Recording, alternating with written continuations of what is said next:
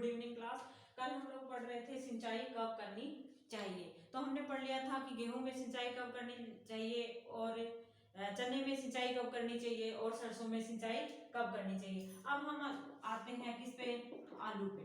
तो कि आलू में सिंचाई है वो कब करनी चाहिए, आलू में सिंचाई है वो कब करनी चाहिए। तो आलू में एक तो कब सिंचाई करनी चाहिए, अंकुरण के समय सिंचाई करनी चाहिए। और दूसरी सिंचाई है जब क्या बने, कंद बनने की प्रारंभिक अवस्था। कब करनी चाहिए, कंद बनने की प्रारंभिक अवस्था। कंद बनने की प्रारंभिक अवस्था में जब उसमें क्या हो रहा होता है, बहुत ज्यादा क्या होता है, सेल डिवीजन हो रहा होता है और बहुत छोटे छोटे क्या बन रहे होते हैं, ट्यूबर मतलब बल्ब है वो बन रहे होते हैं। और उस समय सबसे ज्यादा पौधे को क्या होती है, पानी की आवश्यकता होती है। तो कंद बनने की प्रारंभिक अवस्था जब छोटे छोटे क्या बनने लग जाए, आलू बनने लग जाए, तब सिंचाई कर देनी चाहिए। उसके बाद आता है गन्ना। गन्ने में सिंचाई कब करनी चाहिए, तो गन्ने में सिंचाई है वो अंकुरण के समय, फिर उसके कल्ले कल्ले बनते समय, एक कब अंकुरण के समय, एक कल्ले बनते समय और एक जब पौधे की क्या हो, बढ़वार के समय। एक बार का क्वेश्चन आया हुआ है कि गन्ने में पहली सिंचाई है वो कब करनी चाहिए, तो कब करनी चाहिए, अंकुरण के समय। कब करनी चाहिए, अंकुरण के समय। पर गन्ने में ये नहीं दे रखा था कि गन्ने में अंकुरण के समय या कल्ले बनते समय या बढ़वार के समय। उसमें क्या दे रखा था, दिनों की संख्या दे रखी थी। सिंचाई है वो पहली सिंचाई है वो कब करनी चाहिए, तो कब करनी चाहिए, 61 दिन के बाद है वो सिंचाई करनी चाहिए। पहली सिंचाई है वो कब करनी चाहिए, 61 दिन के बाद है वो गन्ने में पहली सिंचाई कर देनी चाहिए। ये ज्यादा इतना मतलब इम्पोर्टेंट नहीं है, जेट में यहाँ से मतलब ऐसा नहीं है कि हम लोग छोड़ देंगे या पढ़ेंगे नहीं, इनको ध्यान में रखो। पर इसमें से मतलब बहुत कम बार क्या हुआ है, क्वेश्चन पूछा हुआ है। कपास क्या है, कपास या बोलो कॉटन। कॉटन को क्या बोल देते हैं, व्हाइट गोल्ड। और व्हाइट फाइबर रिवॉल्यूशन भी किसके लिए हुई थी, कॉटन के फाइबर प्रोडक्शन के लिए हुई थी। ऐसे भी बोल सकते हैं कि कॉटन के उत्पादन के लिए कॉटन फाइबर रिवॉल्यूशन स्टार्ट हुई थी। तो कपास में क्या है, डोडे, तुम डोडे बोलो या बोल बोलो या सिम्पोडियम शाखाएं बोलो, शाखाएं बनते समय। एक बार क्वेश्चन आया हुआ है कि डोडे, न तो डोडे दिए हुए थे और न क्या दिया हुआ था, बोल दिए थे। क्या दे दिया था, सिम्पोडियल शाखाएं बनते समय। एक्चुअली कॉटन में क्या होती है, दो तरह की शाखा बनती है। कॉटन क्या हर एक पौधा होता है उसमें क्या होता है, दो तरह की शाखाएं। एक वो शाखा होती है जिसपे क्या होता है, वेजिटेटिव ग्रोथ होती है, मतलब वानस्पतिक तो वृद्धि होती है। और दूसरी वो शाखाएं होती है जिसपे क्या लगते हैं, फूल लगते हैं। और जो कॉटन में जिसपे क्या लगता है, फूल लगता है, उस शाखा को क्या बोल देते हैं, सिम्पोडियल शाखाएं। मतलब आगे जाके जिसपे क्या बनने हैं, बोल बनने हैं, उस शाखा को क्या बोल देंगे, सिम्पोडियल शाखाएं बोल देते हैं। दूसरी वाला जब शाखाएं बन गई तो क्या बनेंगे, फूल बनेंगे। फूल बनते समय, जब फूल बन गए तो तीसरे में क्या बनेंगे, डोडे या बोल बनते समय। कपास एक ऐसी फसल है जो जेट के लिए 100%, इसमें कहीं से भी कोई भी क्वेश्चन आ सकता है। तो बोल बनते समय या सिम्पोडियल शाखाएं बनते समय, सिम्पोडियल शाखाएं कौन सी होगी, जिसपे क्या आएंगे, फूल आएंगे। फूल बनते समय, और जब फूल बन गए तो क्या बनना है, बोल ही बनना है। तो बोल बनते समय, बोल बनते समय। आगे जो फसल है उसका क्या नाम है, तंबाकू। तंबाकू बोलो या फिर क्या बोलो, टोबैको। जो इसका रिसर्च सेंटर है वो कहाँ है, राजामुंद्री आंध्र प्रदेश। तंबाकू का जो रिसर्च सेंटर है वो कहाँ है, राजामुंद्री आंध्र प्रदेश। जहाँ पे सबसे ज्यादा किस पे क्या रिसर्च होती है, मतलब इसकी जो नई नई वेराइटियां हैं या फिर उसकी जो प्रोसेसिंग की जो सारी विधियां हैं, प्रोसेसिंग के जितने भी मेथड है वो क्या किए जाते हैं, तैयार किए जाते हैं, वहां पे रिसर्च की जाती है इन चीजों में। तो तंबाकू में किस अवस्था में, चुटाई की अवस्था, किस अवस्था में, चुटाई की अवस्था में। चुटाई को क्या बोल देते हैं, निपिंग, क्या बोल देते हैं, निपिंग। ये तंबाकू का पौधा, तंबाकू के पौधे से हमें सबसे ज्यादा क्या चाहिए, शाखाएं चाहिए, क्योंकि जितनी शाखाएं होंगी उतने फूल आएंगे और उतने ही क्या होगा, प्रोडक्शन होगा।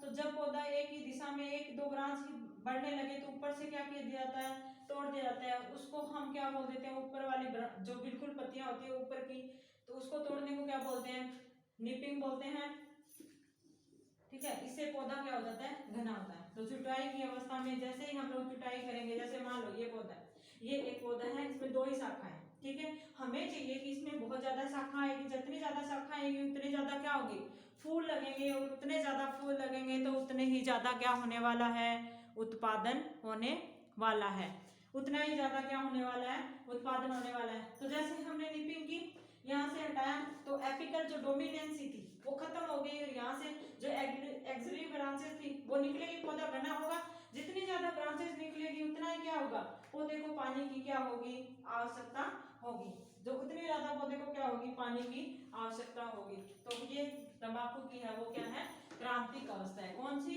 सिंचाई की क्रांतिक अवस्था।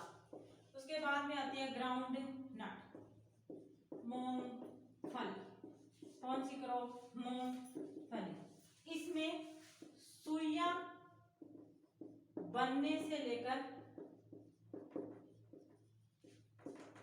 सुइयां बनने से लेकर मूंगफली या दाना बनने तक भूमि में क्या होनी चाहिए, नमी होनी चाहिए। सुइयां का मतलब क्या है, फूल, सुइयां का मतलब क्या है, फूल। जैसे ये मूंगफली का पौधा, ये स्टेम, फूल आएगा तो किस तरह से, इस सुई की तरह से आएगा, और वो क्या करेगा, सोइल में पेनिट्रेट करके अंदर जाएगा, अंदर जाके यहाँ पे किसका निर्माण करेगा, दाने का निर्माण करेगा, किसका निर्माण करेगा, दाने का निर्माण करेगा। तो जब जमीन क्या हो, सूखी हो, जब जमीन की ऊपरी परत क्या हो, सूखी हो, तो क्या ये जो सुइयां बनी है, जो फूल बना है, वो पेनिट्रेट करके जमीन में जा पाएगा, नहीं जा पाएगा, और हमारा जो उत्पादन है वो क्या हो जाएगा, गिर जाएगा। इसलिए मूंगफली में सुइयां बनने मतलब फूल आने से लेके उसमें जब तक क्या न बन जाए, दाना न बन जाए, तब तक है वो किसकी जरूरत होती है, सिंचाई की आवश्यकता होती है। किसकी जरूरत होती है, सिंचाई की आवश्यकता होती है।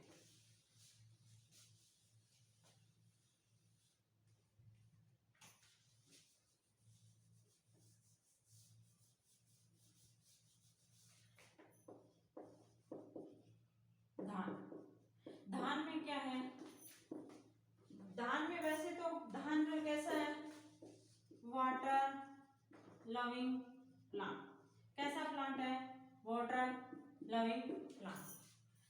अगर मान लो कि सूखे एरिया में क्या करनी है, धान की खेती करनी है, तब इसकी कौन कौन सी क्रांतिक अवस्था होती है। तो इसकी क्रांतिक अवस्था कौन कौन सी होती है, कल्ले बनते समय, कल्ले बनते समय। कल्ले का मतलब है कि एक, जब हमने देखो अगर हमने एक बीज बोया तो उससे क्या निकलेगा, एक पौधा निकलेगा, और उसके बाद उसके यहाँ पे दो तीन जो यहाँ से साइड ब्रांचेस निकल जाती है उन्हें क्या बोला जाता है, कल्ले बोला जाता है। फूल आने से, फूल आने से, फूल आने से पहले और फूल आने के बाद, फूल आने के बाद, ये तीन है वो। ये कौन सी स्टेज में जब क्रांतिक अवस्था है धान की, जब हम लोग कौन सी खेती कर रहे हैं, सूखे में हम लोग जहां पे पानी की क्या है, कमी है, जहां हम लोग पडलिंग मेथड से करने की, धान की खेती न करके नॉर्मल खेती करते हैं, उस वाली अवस्था में ये सिंचाई की जाती है। आगे जो मोस्ट इम्पोर्टेंट फसल है जिसमें सिंचाई के बारे में पूछ रहा है, जिसमें बहुत बार पूछा गया है वो क्या है? मक्का। क्या है? मेज। वो क्या है? मेज।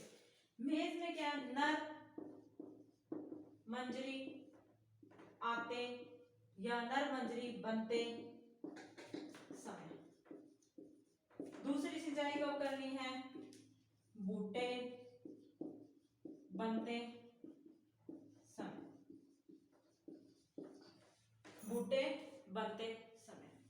जब क्रांति का क्वेश्चन आएगा क्रांतिक अवस्था से, क्रांतिक अवस्था, तब तो क्या पूछा जाता है? सबसे ज्यादा बार पूछा गया है, जब मक्का से क्रांतिक अवस्था पूछी गई है तो ये पूछी गई है कि मक्का की सबसे क्रिटिकल स्टेज है पानी देने की, वो कौन सी है?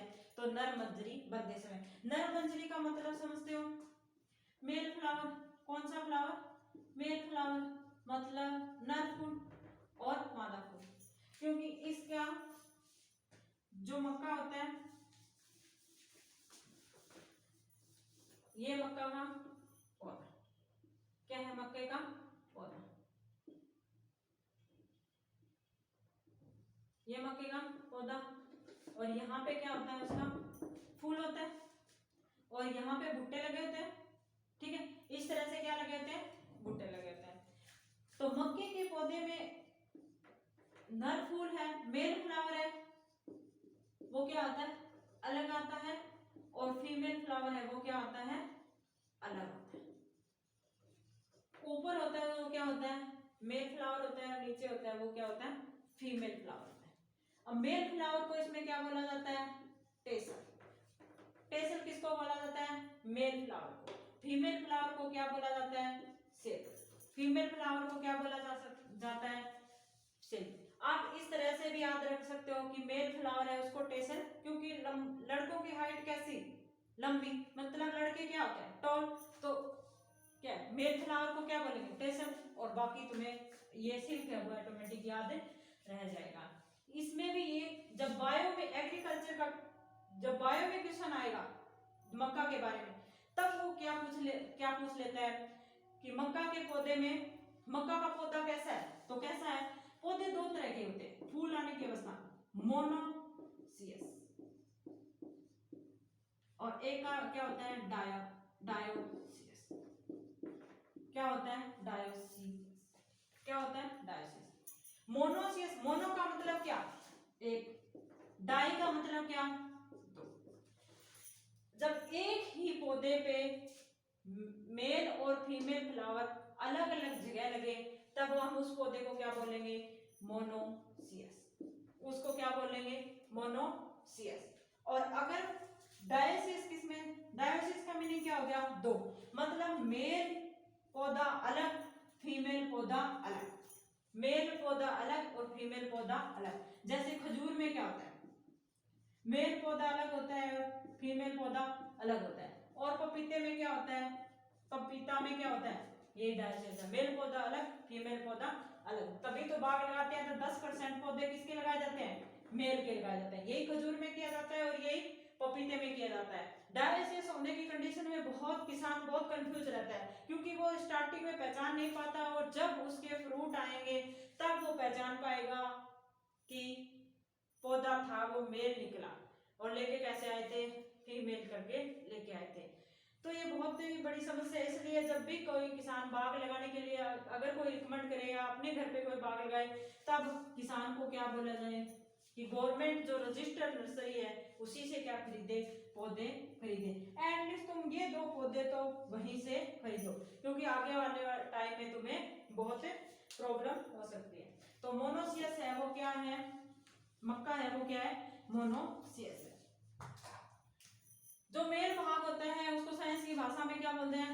एंड्रोसियम। और फीमेल को क्या बोल देते हैं? गायनो। तो इसमें क्या है? मेल फूल है, मेल फ्लावर है, वो पहले आता है, फीमेल बाद में आता है। पहले को हम क्या बोल देते हैं? प्रोटो। प्रोटो का मीनिंग क्या है? पहले। और मेल आता है तो मेल को क्या बोलते हैं? एंड्रोसियम। तो प्रोटो एंड्री। मक्का है वो कैसा पौधा है? Protandry. और क्या है वो? मोनोसियस। मोनोसियस है तो वो बोलेंगे कैसा है? स्वपरागित तो हो नहीं सकता, तो वो कैसा पौधा है? परागी। कैसा पौधा है? पर परागी। ये सारे क्वेश्चन बार बार पूछे हुए हैं मक्का के बारे में, ये पूछे हुए हैं एग्रीकल्चर में नए आके। ये कौन से वाले पार्ट में आ गए? बायो वाले पार्ट में आ गए। तो ये हमें मक्का के बारे में याद रखना है।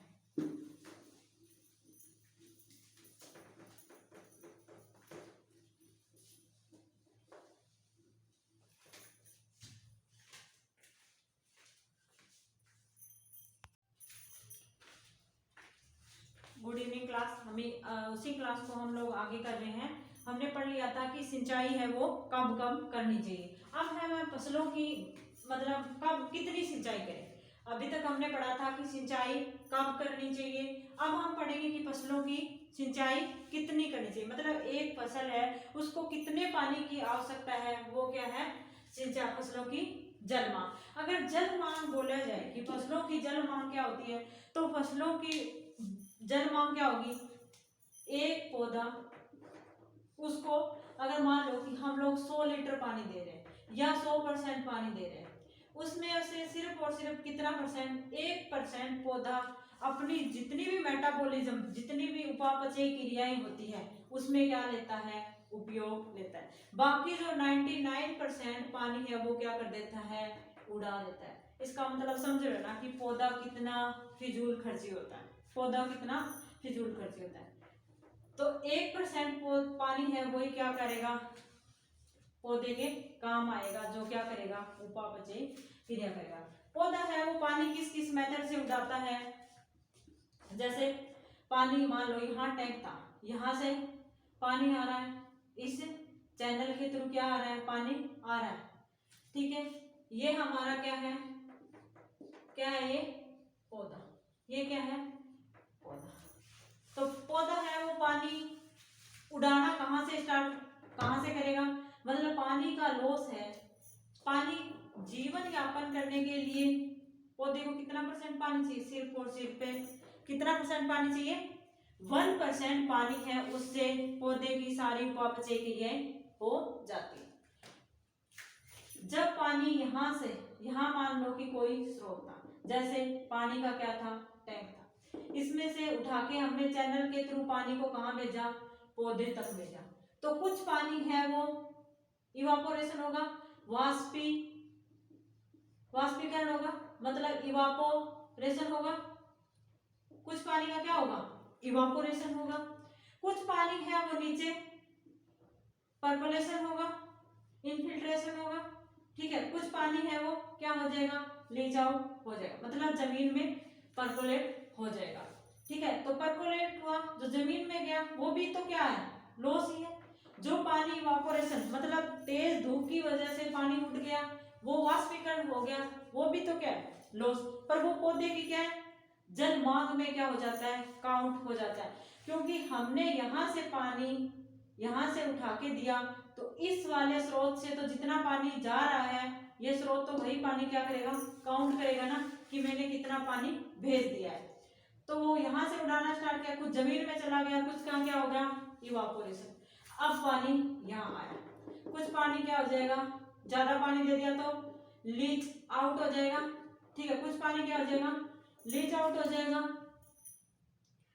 और कुछ पानी यहाँ पे जब हमने सतह पे दिया तो यहाँ से भी इवापोरेशन होगा, पौधे की सतह के पास से भी क्या होगा? इवापोरेशन होगा। बाकी जो पत्तियों से क्या होगा? ट्रांसपायरेशन होगा, वाष्पोत्सर्जन होगा। तो पौधा वो किस किस रूप में पानी का क्या कर रहा है? लॉस कर रहा है। क्या इसमें से किसी को भी हम जैसे इवापोरेशन को हम क्या कर सकते हैं? इवापोरेशन हुआ, परकोलेशन हुआ, हम इसको लीच आउट हुआ, उसको क्या कर सकते हैं? हम लोग कंट्रोल कर सकते हैं। क्या हम लोग ट्रांसपायरेशन को कंट्रोल कर पाएंगे? नहीं। अगर हमने ट्रांसपायरेशन को क्या कर दिया? कंट्रोल कर दिया, तो क्या पौधा पानी ले पाएगा? क्योंकि ट्रांसपायरेशन के थ्रू जब पौधे में क्या होगा? ट्रांसपायरेशन होगा, तभी हम पौधा है के द्वारा जमीन से पानी क्या किया जाता है? सोखा जाता है। क्योंकि जैसे ही पानी पत्तियों से पानी उड़ेगा, तब यहाँ एक बल, एक प्रेशर डेवलप होता है। वो प्रेशर आगे चल के कहाँ तक पहुंच जाता है? जड़ों तक पहुंच जाता है। और लास्ट में जो रूट जड़ का भी कौन सा भाग? रूट है। कौन सा भाग? Root hair. रूट हेयर के द्वारा पानी सोख लिया जाता है और पूरे पौधे में क्या कर दिया जाता है? सप्लाई दी जाती है। तो ये सारा पानी जो पौधा क्या करता है? लॉस करता है। चाहे वो लॉस करे, चाहे वो क्या करे? अपनी जो मेटाबॉलिज्म एक्टिविटी है उसमें यूज करे, चाहे वो कार्बोहाइड्रेट बनाने में यूज करे, किसी में भी यूज करे, वो सारा क्या है? जल मांग है। वो किसान को क्या करनी पड़ेगी? देना पड़ेगी। ठीक है, तो हर एक इसमें से जो क्वेश्चन आता है वो ये आता है, जो जनरल सा क्वेश्चन पूछा जाता है वो ये पूछा जाता है, 3 फसल दे देंगे, इनमें से बताओ कि सबसे ज्यादा जल मांग 4 फसल दे दी, जैसे धान दे दिया, दूसरे में कपास दे दी, तीसरे में गन्ना दे दिया, या फिर बोल दिया कि ए और पहला और तीसरा दोनों, तब हम क्या करेंगे? इनमें से सबसे ज्यादा जल मांग क्या करेगी? इस पे धान को टिक नहीं करना है, क्योंकि सबसे ज्यादा बच्चों का ध्यान कहाँ जाता है? धान, क्योंकि बच्चों ने क्या देख रखा है? धान को हमेशा किस में देख रखा है? क्योंकि वो तो पानी में ही लगाया जाता है। तो धान को क्या देख रखा है बच्चों ने कि वो तो पानी में लगता है, तो ऑब्वियसली उसको क्या चाहिए? पानी की मात्रा ज्यादा चाहिए। पर ऐसा नहीं है, पानी की मात्रा ज्यादा किसको चाहिए? गन्ने को चाहिए, क्योंकि जो इसका ड्यूरेशन है ये 6 महीने की क्रॉप है, ये 1 साल की क्रॉप है। ठीक है, तो पानी की आवश्यकता धान से ज्यादा किसको होती है? गन्ने को होती है। जो सिंपल क्वेश्चन आते हैं वो ये क्वेश्चन आता है। उसके बाद सबसे ज्यादा बार पूछा गया कि धान में की जल मांग क्या है? तो 900 से 2500 mm। गन्ने की कितनी है? तो 1500 से 2500। उसके बाद जो पूछा गया है वो क्वेश्चन क्या है? मक्का 500 से 800 और कपास 700 से 1300। इसमें ज्यादा याद करने की जरूरत ही नहीं है। जैसे धान गन्ना है, धान याद हो गया 900 से 2500, गन्ना 1500 से 2500। इसके बाद आलू, मूंगफली, सोयाबीन, मक्का सबका 500 से 700 के आसपास ही है। सबका क्या है? 500 से 700 mm के आसपास ही है। सबसे ज्यादा बार पूछा गया ये क्वेश्चन गन्ना और धान कि गन्ने की जल मांग कितनी होती है? 1500 से 2500 और धान की कितनी है? 900 से 2500।